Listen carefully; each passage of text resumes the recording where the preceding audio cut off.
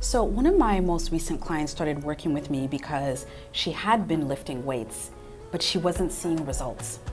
My name is Marsha. I'm a fitness and nutrition coach, and I help women lose fat, get strong without dieting or spending endless hours at the gym doing cardio. So my client, Farah, she had actually been lifting weights. I talked about this last time about how important it is for women to lift weights if they're wanting to increase their metabolism, if they're wanting to lose some fat, if they're wanting to get stronger. But she had been lifting weights, so she didn't understand why at first she was seeing results, but then she wasn't anymore.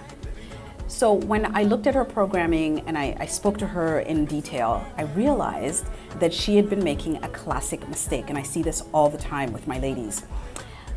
They lift weights, but they're lifting 5-pound weights for a year, for 2 years, for 3 years. Okay, maybe they go up to 8 pounds, but they're never really challenging themselves. They're never actually really pushing themselves because they're worried that A, they're not strong enough, or B, if they lift weights that are too heavy, that they're going to become bulky. But the thing is, your body is going to adapt to whatever you're doing. So if you start running and you're running for a mile, are you gonna run a mile for a year, 2 years, 3 years and never increase your distance?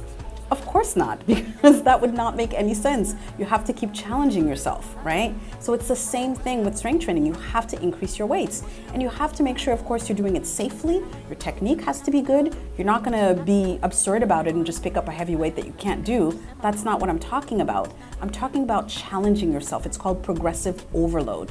So this is something that I really want you to ask yourself. Are you actually challenging yourself when you are lifting your weights, or have you been using the same weights for the past year or more?